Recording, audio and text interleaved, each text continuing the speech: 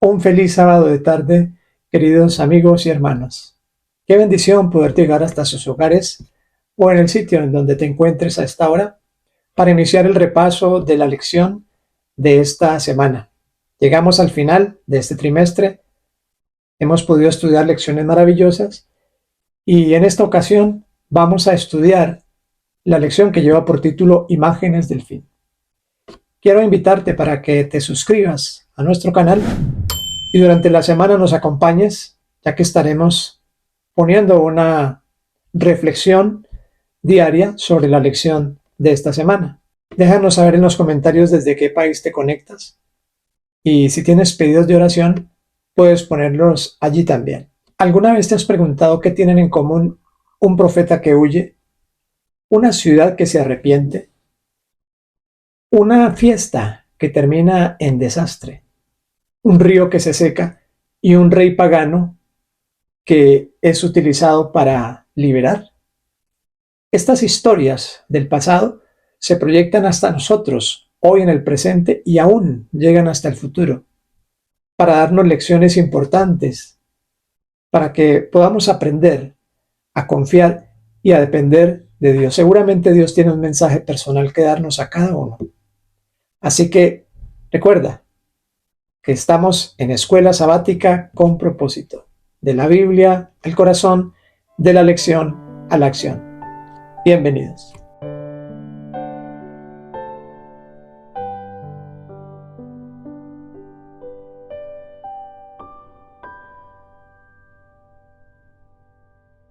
Acompáñame en una oración para que el Espíritu Santo abra nuestro entendimiento y pueda depositar su verdad en nuestros corazones. Oremos.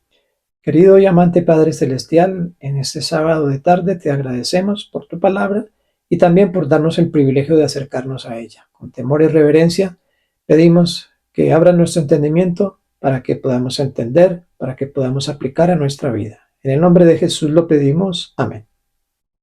El versículo para memorizar durante la semana se encuentra en Jonás capítulo 1 versículo 9. Dice la palabra de Dios: y él le respondió: soy hebreo y temo a Jehová, Dios de los cielos, que hizo el mar y la tierra. La historia de Jonás, la caída de Babilonia y el surgimiento de Ciro no solo pertenecen al pasado, son ecos proféticos que nos hablan del carácter de Dios, nos dicen sobre la urgencia de la misión y también de la certeza del juicio y de la liberación final que tendremos. Quiero que me acompañes a repasar los tres propósitos principales de la lección de esta semana. El primero es reconocer el llamado profético que tenemos hoy. Tal como ocurrió en la época de Jonás, Dios tiene un llamado para nosotros como pueblo: predicar la verdad con amor y con valentía. El segundo propósito es identificar los paralelos entre Babilonia y el sistema religioso confuso de la actualidad. Y el tercer propósito es aumentar nuestra confianza en que Dios utiliza inclusive a reyes paganos para liberar a su pueblo.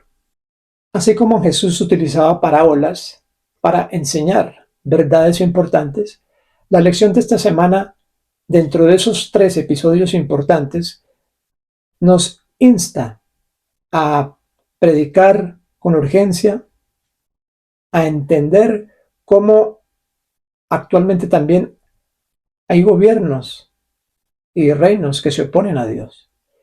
Y finalmente, que aún en medio de las dificultades del pueblo de Dios, siempre hay una liberación. Algunas preguntas que podemos hacernos para reflexionar antes de entrar en nuestro estudio es, por ejemplo, la primera: ¿en qué aspectos somos como Jonás? ¿Somos de los que huimos o aceptamos el llamado? ¿Cómo identificamos hoy a Babilonia en nuestra sociedad? Puede ser una segunda pregunta. ¿Y cómo podemos evitar ser arrastrados por la influencia de esta sociedad actual?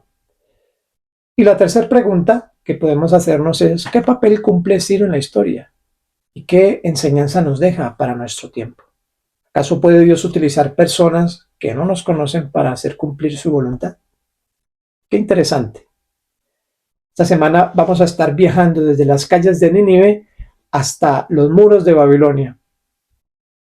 Dentro de sus muros se desarrolla una fiesta arrogante. Pero también vamos a salir de Babilonia y vamos a ir hasta años después, cuando por medio de Ciro Dios decide liberar a su pueblo. Así que piensa qué lecciones puede dejarme el estudio de esta semana, porque detrás de estas historias hay un llamado para ti. Hace algunos años recibí una invitación para enseñar en un determinado lugar. Y recuerdo muy bien que por lo general yo siempre digo sí a las invitaciones, pero en esa ocasión, por alguna razón, dije que no.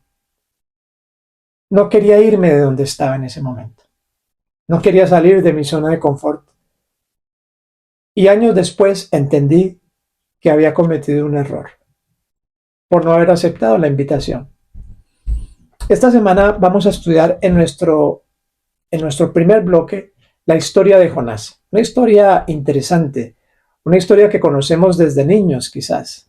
La historia de aquel hombre que se lo traga un pez. Todo comenzó en Jonás cuando recibe la orden de Dios en el capítulo 1 y el versículo 2. Dice la Biblia que Dios le dijo a Jonás: levántate y ve a Nínive, a aquella gran ciudad, y pregona contra ella porque ha subido su maldad delante de mí. Este contexto es muy interesante porque Dios invita al profeta a cumplir su misión. No le está pidiendo algo diferente que cumplir su misión. Y quiero hacerte una pregunta. ¿Te ha pedido Dios que cumplas tu misión? ¿Conoces la misión? ¿Sabes qué te pide Dios? Y si te lo ha pedido, ¿cuál ha sido tu respuesta? Ya les conté que en una ocasión yo le dije no, y tiempo después me di cuenta que cometí un error. No sé cuál es tu caso, pero la historia de Jonás tiene grandes lecciones. Todos conocemos la historia. Jonás decide no ir y tomar un barco en sentido contrario, hacia Tarsis, lejos de Dios.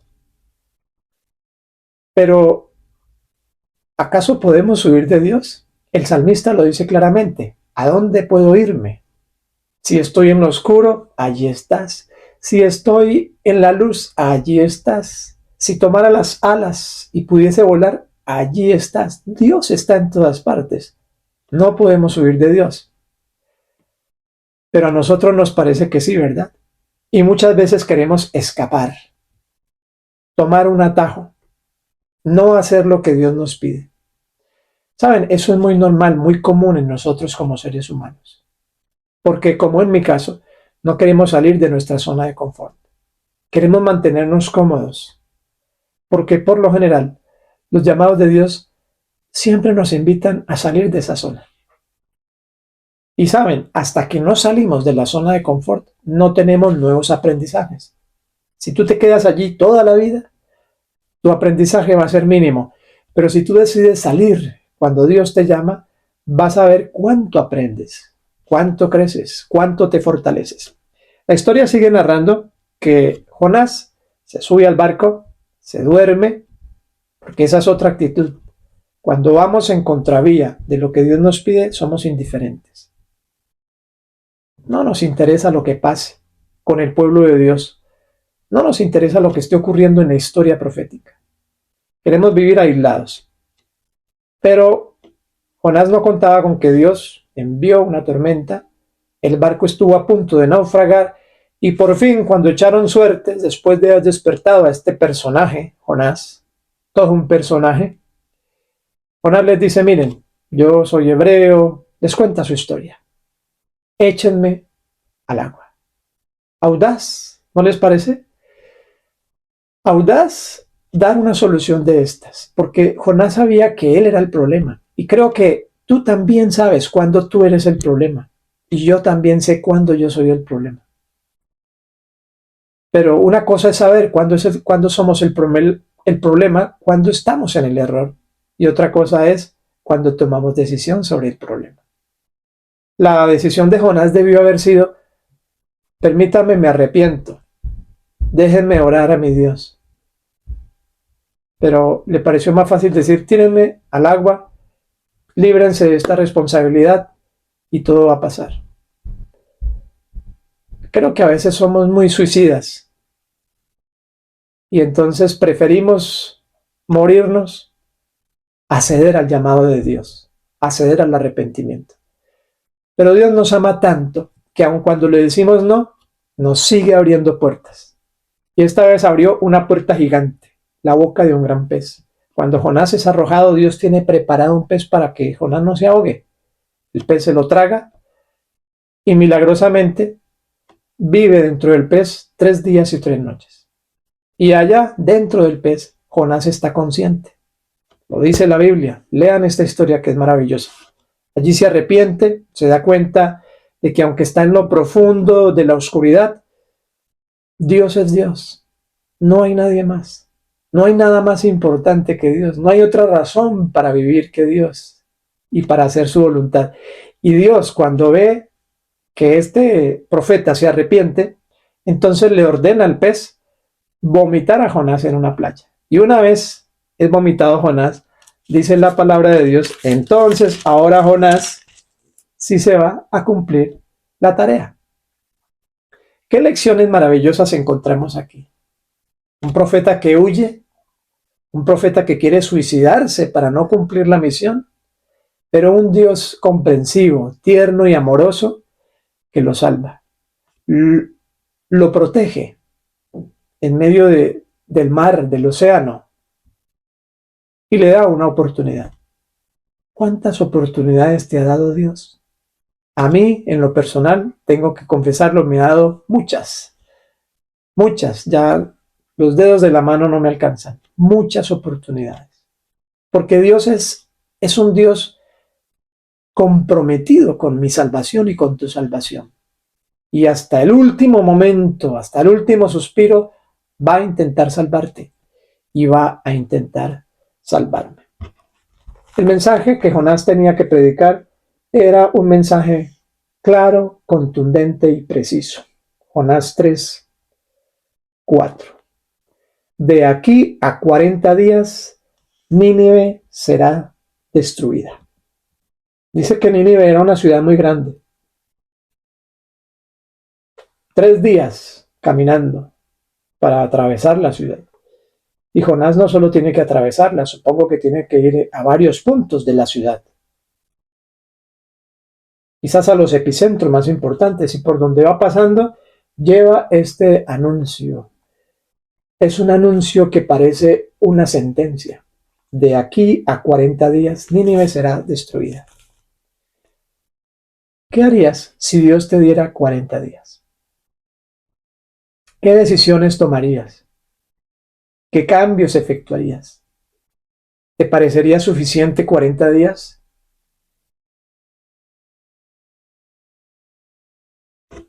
A veces pensamos cómo Dios actúa de formas tan diferentes.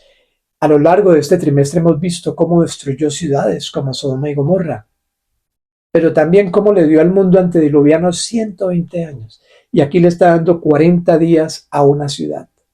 40 días.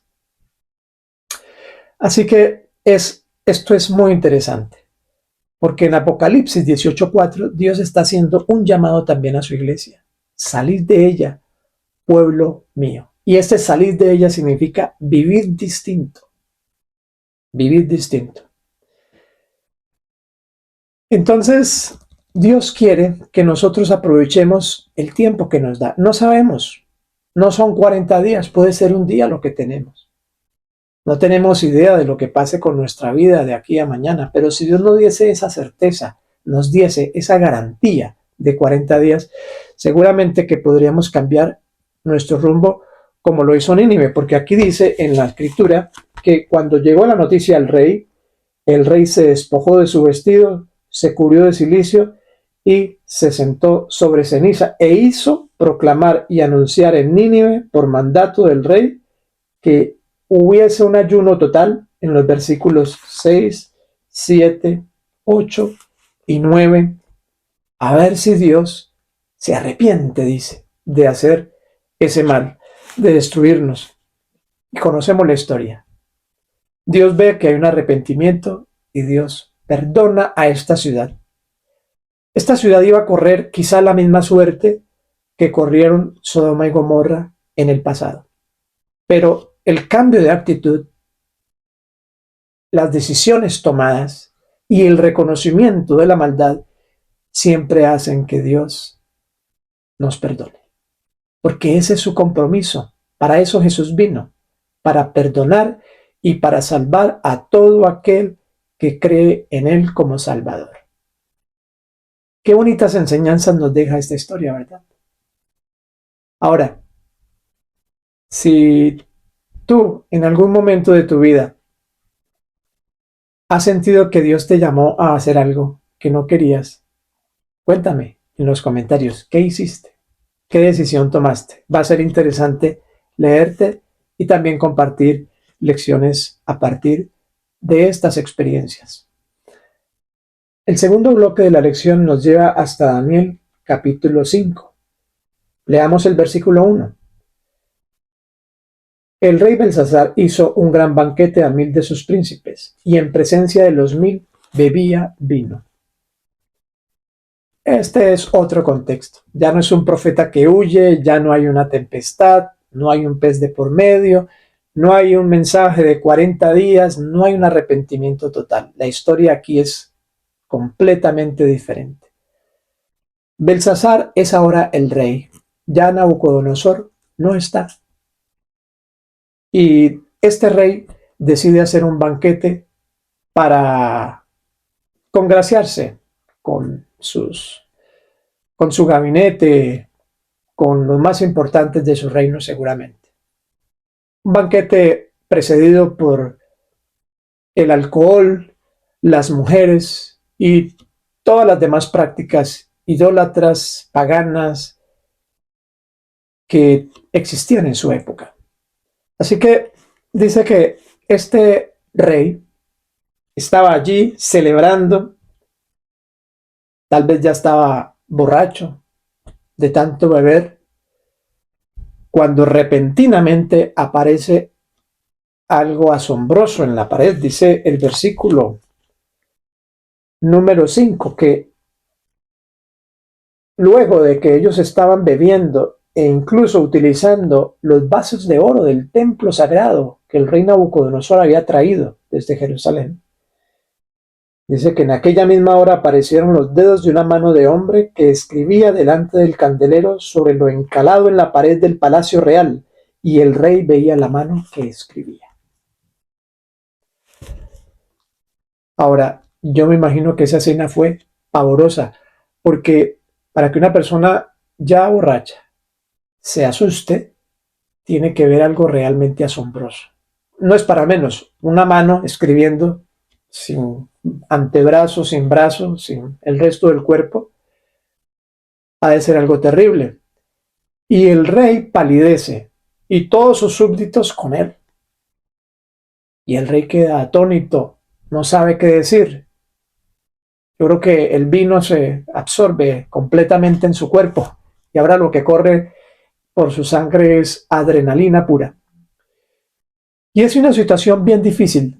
Primero porque el rey pensaba que estaba en una ciudad inexpugnable. De hecho, las murallas de Babilonia eran sumamente formidables, fuertes. Parecía que nadie ni nada las podía atravesar. Y por si fuera poco, la ciudad estaba rodeada por un río. Y esto hacía que fuese prácticamente imposible para cualquier enemigo entrar a tomar la ciudad. Así que él se sentía muy cómodo, muy seguro. Y una pregunta que surge en esta parte del episodio de Belsasar es: ¿cuántas veces te has sentido seguro? ¿Cuántas veces has dicho, ya estoy bien, ya estoy pensionado, ya estoy relajado, ya nada me preocupa? Ahora, no es malo pensionarse, ni no preocuparse, no me malinterpretes, pero me refiero a esa falsa seguridad. a esa falsa seguridad en el dinero que tenemos en la cuenta de ahorros, a esa falsa seguridad de las propiedades que he acumulado, a esa falsa seguridad de la fama que he construido. Porque cuando todo eso pasa, quizás esa pueda ser nuestra última vez de falsa seguridad. El rey no sabía que esa noche sería su última fiesta, que las copas que estaba bebiéndose serían sus últimos sorbos. Y tampoco sabía que esta fiesta era una fiesta que prefiguraba la caída de su reino. Ahora, la historia dice que los enemigos de Babilonia, que venían a tomar la ciudad, hicieron algo inédito, algo jamás pensado: secar el río. El río que era bendición, que era seguridad, fue desviado. Por lo tanto, el cauce quedó limpio. Y por ese lecho pasaron los enemigos y fue muy fácil, a partir de allí, tomar la ciudad. La historia nos narra que finalmente el rey llama a los magos, a todos los sabios, pero ninguno puede descifrar esas extrañas letras, esas palabras raras que hay allí. Es un idioma divino. Así que llaman a Daniel nuevamente para que interprete. Daniel llega y al leer lo que decía allí, entonces, oh, qué asombrosa descripción. Mene, mene, tekel, uparsin. Versículo 24 del capítulo 5. En resumen, esa noche el rey moriría, el imperio caería y sería pasado a los medos y a los persas, tal como lo había visto su padre Nabucodonosor en un sueño años antes. Si pudieras escribir en la pared algo, un mensaje para el mundo, ¿qué escribirías? Déjamelo saber en los comentarios también.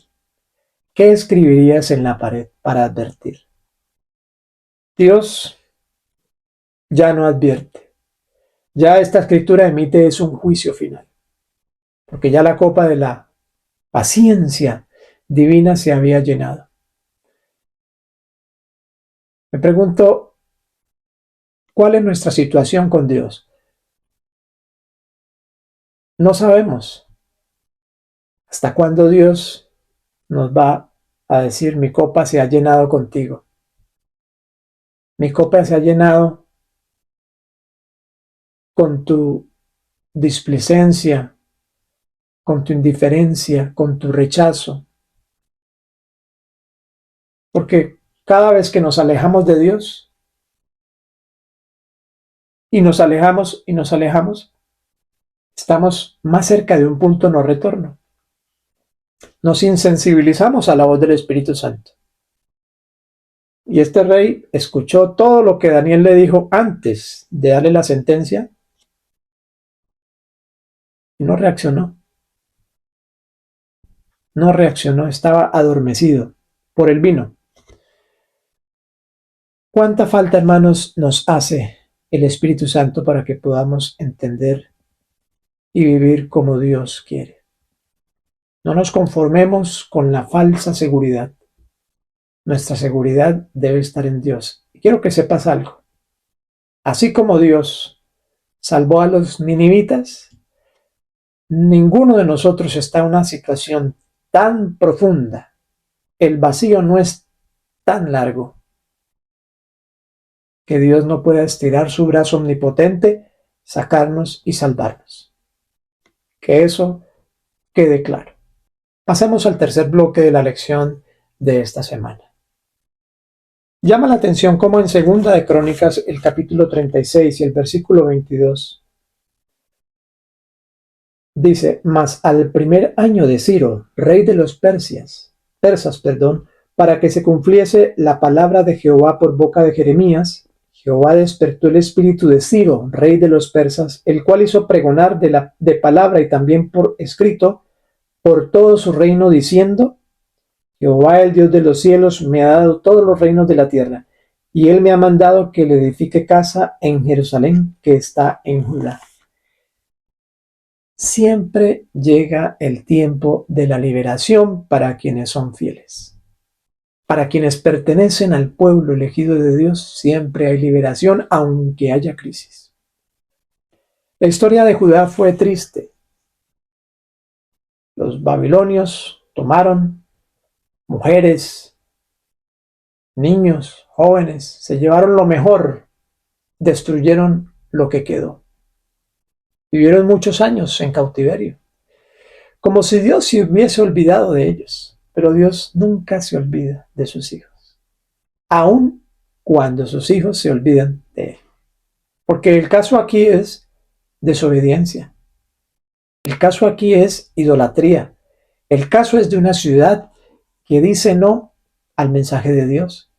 Entonces Dios pues retira su protección y vienen los enemigos, porque Satanás siempre está al acecho para destruirnos.